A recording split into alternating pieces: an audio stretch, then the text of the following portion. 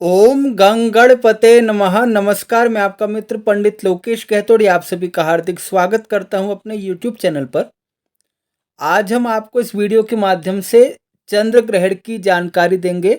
28 अक्टूबर 2023 दिन शनिवार, इस दिन लगने वाले खंडग्रास चंद्र ग्रहण के बारे में विस्तार से आपको बताया जाएगा कि ये चंद्र ग्रहण का समय क्या है, क्या आपको सावधानी रखनी चाहिए, क्या करना चाहिए, क्या नहीं करना चाहिए, 12 राशियों पर इसका क्या प्रभाव पड़ेगा और आप क्या उपाय कर सकते हैं सभी राशि वाले, ताकि इस ग्रहण के प्रभाव से आप सभी मुक्त हो सके।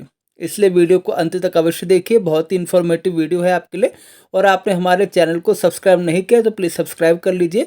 हमारे चैनल पर आपको धर्म, अध्यात्म, ज्योतिष, राशिफल संबंधित वीडियो देखने को मिलती है। वीडियो को लाइक कीजिए, शेयर कीजिए और अपने कमेंट हमें प्रदान कीजिए। चलिए वीडियो आरंभ करते हैं। 28 अक्टूबर 2023 दिन शनिवार को खंडग्रास चंद्र ग्रहण है। ये चंद्र ग्रहण भारत में दिखाई देगा, इसलिए भारत में इस ग्रहण का सूतक मान्य होगा। भारत में परहेज लागू होंगे, विचार किया जाएगा ग्रहण का। और भारत से अतिरिक्त ये ग्रहण कहाँ कहाँ दिखाई देगा? ऑस्ट्रेलिया, एशिया, यूरोप, अफ्रीका और अमेरिका, लगभग संपूर्ण जगह ये जो चंद्र ग्रहण है दिखाई देगा। लेकिन भारत में ये संपूर्ण रूप से दिखाई देगा। तो हम ये जानते हैं कि ग्रहण समय हमें क्या नहीं करना चाहिए, जिन कामों की हमें मनाही होती है ग्रहण के समय। ग्रहण के समय भगवान के श्री विग्रह का स्पर्श नहीं करना चाहिए, कुछ भी खाना पीना नहीं चाहिए। प्रयत्न आप कीजिए, रात्रि का ग्रहण है, प्रयत्न आप कीजिए इस समय सोए ना आप बैठे रहें। इस समय नाखून काटना, बाल बनाना ये नहीं होना चाहिए। वैसे तो रात्रि को कोई ऐसा कार्य करेगा नहीं, फिर भी ऐसा कार्य नहीं होना चाहिए। शरीर पर तेल की मालिश नहीं होनी चाहिए। झूठ कपट इस समय नहीं होना चाहिए। रुदन करना या शोक मनाना इस समय नहीं होना चाहिए। या व्यर्थ की बातें करना, किसी के लिए चुगली करना, ये सारी बातें नहीं होनी चाहिए। जो गर्भवती स्त्रियां हैं उन्हें विशेष सावधानी रखनी चाहिए इस समय।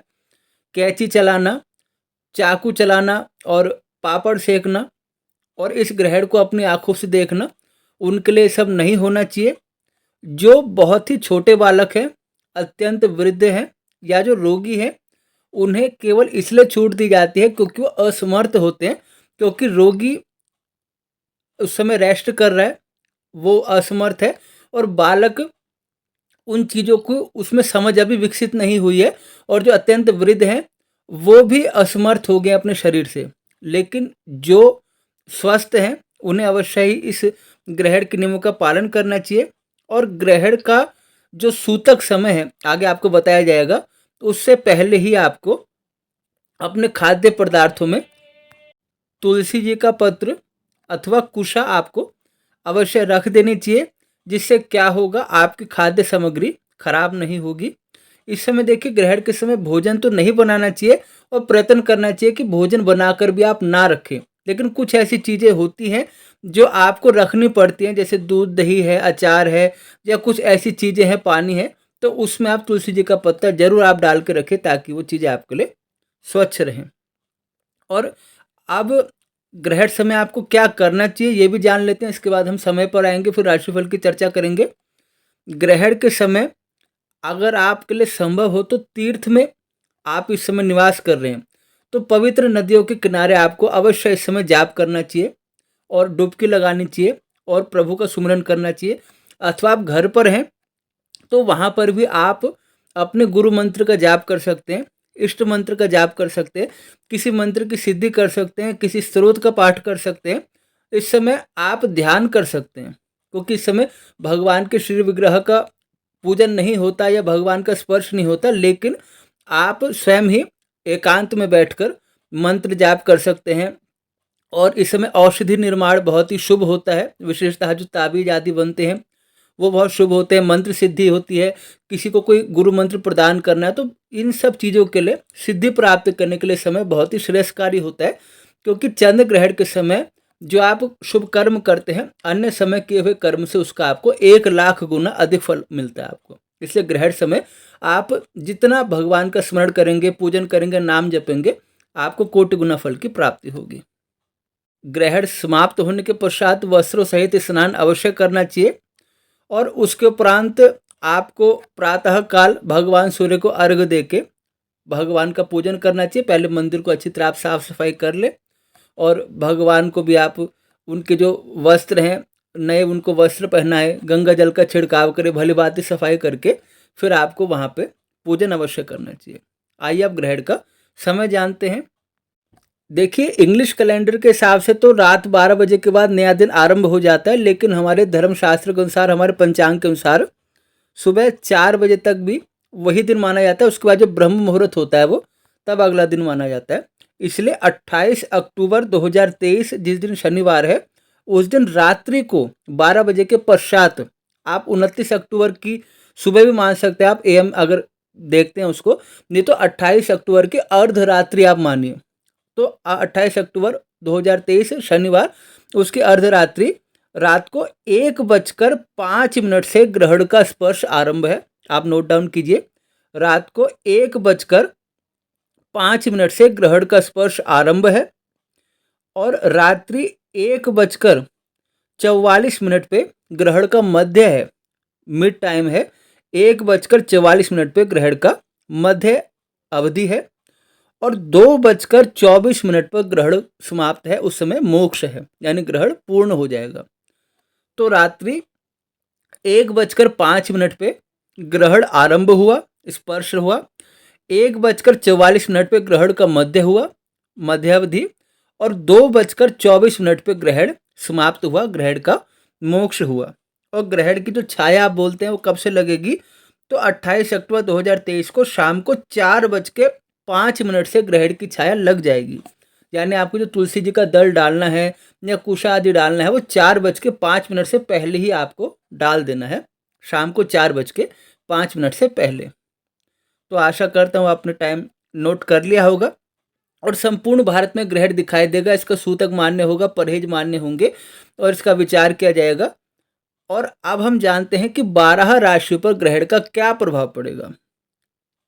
ये ग्रहण अश्विनी नक्षत्र में और मेष राशि में हो रहा है, इसलिए मेष राशि की बात करते हैं। सबसे पहले मेष राशि वालों को मानसिक चिंता हो सकती है, स्वास्थ्य आपका प्रभावित हो सकता है, शरीर का थोड़ा सा कष्ट हो सकता है। आपको अपने हेल्थ का ध्यान रखना होगा इस समय। वृषभ राशि की बात करें, खर्च आपके बढ़ सकते हैं, धन हानि हो सकती है, आपको भी चिंता हो सकती है, बेवजह के एक्सपेंस आपके लिए हो सकते हैं। वृषभ राशि की बात करें। मिथुन राशि के लिए एक प्लस पॉइंट है कि धन का लाभ होगा, कहीं से पैसा आएगा, कोई पेमेंट फंसी थी, कहीं पे आपका पैसा रुका था, कोई आपने निवेश किया था, चाहे कुछ आपने एग्रीमेंट कहीं साइन किया था, आपको पैसे मिलने थे, तो आपको धन लाभ होगा, आपका पैसा आएगा। लेकिन आपको उदर पीड़ा यानी पेट में आपको समस्या हो सकती है और आपकी संतान को कष्ट हो सकता है। मिथुन राशि। कर्क राशि की बात करें, इन्हें भी स्वास्थ्य खराब होने की संभावना है और इन्हें भी कष्ट मिल सकता है। कर्क राशि वालों को इनका स्वास्थ्य भी खराब हो सकता है और इनके दैनिक जीवन में भी समस्याएं आ सकती है, तो इनको भी सावधानी बरतने की आवश्यकता है। सिंह राशि की बात करें, इन्हें गुप्त चिंता हो सकती है, टेंशन हो सकती है और संतान संबंधित समस्या इन्हें भी हो सकती है। अब कन्या राशि की बात करें तो कन्या राशि वाले भी अपने स्वास्थ्य का ध्यान रखें, वाहन बिल्कुल सावधानी से चलाएं और चोट फेट से अपना बचाव करें। इस समय लाभ आपका साधारण होगा लेकिन खर्च आपका बड़ा रहेगा, तो आपको प्रिकॉशन लेके चलना है अपनी हेल्थ के लिए भी, और हड़बड़ी में जल्दबाजी में आपको कोई कार्य नहीं करना है। तुला राशि की बात करें, तुला राशि वालों के जीवन साथी को समस्या हो सकती है, उनका स्वास्थ्य खराब हो सकता है। यदि आप स्त्री हैं तो आपके पति को, और यदि आप पुरुष हैं तो आपकी पत्नी को समस्या हो सकती है, शारीरिक रूप से उनको समस्या हो सकती है, उनका स्वास्थ्य खराब हो सकता है। इस बात का आपको ध्यान रखना है। और आपके भीतर थोड़ा सा क्रोध बढ़ सकता है, क्रोध की मात्रा अधिक हो सकती है, तो उस चीज़ पर आपको नियंत्रण रखना है। वृश्चिक राशि की बात करें तो आपका संघर्ष बढ़ेगा। आप कोई कार्य कर रहे हैं तो थोड़ा सा उसमें और डिले हो सकता है, आपको थोड़ा सा धैर्य रखने की आवश्यकता है, पेशेंस आपको रखने की आवश्यकता है। आपको भी कोई पुराना रोग उभर सकता है, गुप्त चिंताएं आपको हो सकती है। धनु राशि की बात करें, आपके कार्य में विलंब होगा, काम थोड़े से डिले होंगे और आपके खर्च बढ़ेंगे। मकर राशि की बात करें तो आपके कार्य बनेंगे, आपके कार्यों की सिद्धि होगी, आपको लाभ की प्राप्ति होगी। कुंभ राशि की बात करें, आपको उन्नति की प्राप्ति होगी और प्रमोशन मिलना, चाहे व्यापार बढ़ना, आपका दायरा बढ़ना और आपको भी धन लाभ होगा। यानी मकर और कुंभ राशि के लिए ग्रह शुभ है। और मीन राशि की बात करें, यात्राओं का योग है, लेकिन उन यात्राओं से ज़्यादा रिजल्ट आपको नहीं मिलेगा, यानी व्यर्थ यात्रा हो सकती है। कई बार ऐसा होता है अपने काम के लिए हम बहुत सी यात्राएं करते हैं, तब जाके हमें सफलता मिलती है और धन हानि और पैसे खर्च ज़्यादा होना इस बात की संभावना दिखाता है। तो ये सभी 12 राशियों की क्या समरी बनेगी इस चंद्र ग्रहण से, ये मैंने आपको बताया। और ये कब तक लागू होगा, तो 1 महीने तक आप ये मानेंगे कि ग्रहण का जो फल है आपको प्राप्त होता है।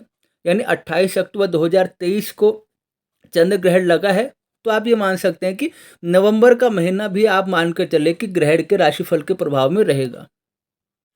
अब इसका उपाय क्या है? आपके राशि के लिए ग्रहण ठीक नहीं है, अशुभ प्रभाव दे रहा है, तो इसका उपाय क्या है? जिन लोगों के लिए मैंने कहा कि रोग उभर सकता है या रोग हो सकता है, वो श्री महामृत्युंजय मंत्र का जाप करें। और आप ये मत समझिए कि केवल 11, 21, 51 बार हमने पाठ कर लिया बहुत हो गया। आपको कुछ संख्या बनानी होगी, कम से कम 21,000, 51,000 या 1.25 लाख की संख्या में आप स्वयं करें अथवा किसी विद्वान से करवाएं। आप संकल्प लेके जाप करें श्री महामृत्युंजय मंत्र का, जिनको रोग उभरने की संभावना मैंने बताई है। और जिन लोगों की मानसिक शांति प्रभावित हो सकती है, मेंटली डिस्टर्ब हो सकते हैं, वो लोग चंद्रमा के बीज मंत्र का जाप करें। वो लोग चंद्रमा के बीज मंत्र का जाप करें और चंद्रमा की आराधना करें। उनके लिए भी वही बात है कि आप एक संख्या बना लीजिए, संकल्प लीजिए, उसके बाद नियम पूर्वक मंत्रों का जाप करें। क्योंकि ये चंद्र ग्रहण जो दिखाई दे रहा है और जिसका प्रभाव अधिक है, तो हम केवल 100-200 बार जाप करके इस चीज़ को ठीक नहीं कर सकते। एक निश्चित संख्या, चाहे आपने 21,000 बोला या उससे ज़्यादा बार बोला, तो इस संख्या में आप चंद्रमा के मंत्र का जाप करें। जिन लोगों को चोट लगने की संभावना बताई, वो लोग क्या करें? एक तो प्रतिदिन बजरंग बाण का पाठ करें, सुंदरकांड का पाठ करें और मंगल ग्रह के बीज मंत्रों का आपको भी जाप करना है। 21,000 की संख्या में कर लीजिए नियम पूर्वक, या 51,000 की संख्या में कर लीजिए, बिल्कुल आप सुरक्षित रहेंगे। और इस समय ग्रहण के समय जो आपके गुरु का प्रदान किया हुआ मंत्र है, या जो आप नियमित रूप से मंत्र जाप करते हैं, वो तो आपको जाप करना ही है। और अगर आपकी कुंडली में कोई ऐसी दशा है जो मारक दशा है, या कोई ग्रह आपको विशेष रूप से पीड़ा दे रहा है, तो आप एक बार अपनी कुंडली अवश्य दिखाइए कि इस समय जो वर्तमान हमारी दशा चल रही है और जो ये ग्रहण भी लगा है हमारी राशि के लिए प्रतिकूल है, तो क्या इससे और भी बुरा प्रभाव हम पे पड़ने वाला है या नहीं। और उसके हिसाब से जो उपाय निकलते हैं वो आप कीजिए, जो दान पुण्य उसके हिसाब से निकलता है वो आप कीजिए। बहुत ही अच्छा होगा। ग्रहण के समय आप गंगा जी में स्नान कर रहे हैं तो बहुत ही शुभ है, और उसके बाद भी आप गंगा जी स्नान करने जाएं या तीर्थों की यात्रा करें तो ये भी आपके लिए शुभ है। और बाद में आप नियम पूर्वक ग्रहण समाप्त होने के बाद कोई शुभ कर्म का आप संकल्प जरूर लें। शुभ कर्म का संकल्प लें, महीने भर वो शुभ कर्म करें।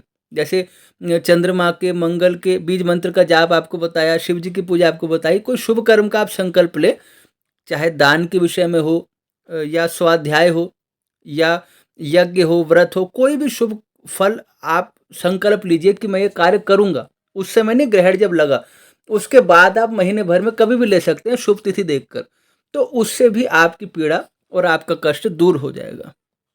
ओवरऑल देखा जाए तो ग्रहण का प्रभाव पूरे विश्व के लिए ज़्यादा ठीक नहीं रहेगा। महंगाई बढ़ेगी, कहीं पर प्राकृतिक प्रकोप भी हो सकता है इस समय, और लोगों को व्यर्थ का कष्ट होना, आपस में टकराव होना, कोई दुर्घटना होना, और इस समय युद्ध का उन्माद बढ़ना, प्रजा महंगाई से कष्ट पाए। ये सारी चीज़ें हैं जो वैश्विक स्तर पर भी ठीक नहीं है। लेकिन आप अपनी राशि के अनुसार कार्य करें तो आपके लिए सब चीज़ें ठीक रहेगी। और आशा करता हूँ आपको ये सेगमेंट पसंद आया होगा। लाइक अवश्य कीजिए ताकि हमारा प्रोत्साहन बढ़े। चैनल को सब्सक्राइब नहीं किया है, नए हैं तो सब्सक्राइब अवश्य कीजिए, आपको उपयोगी जानकारी मिलेगी, ये हमारा दावा है। और वीडियो को आगे भी शेयर कीजिए ताकि सबको इसका लाभ मिले। पुनः भेंट होगी नए विषय के साथ, तब तक के लिए आप सभी को जय श्री राम।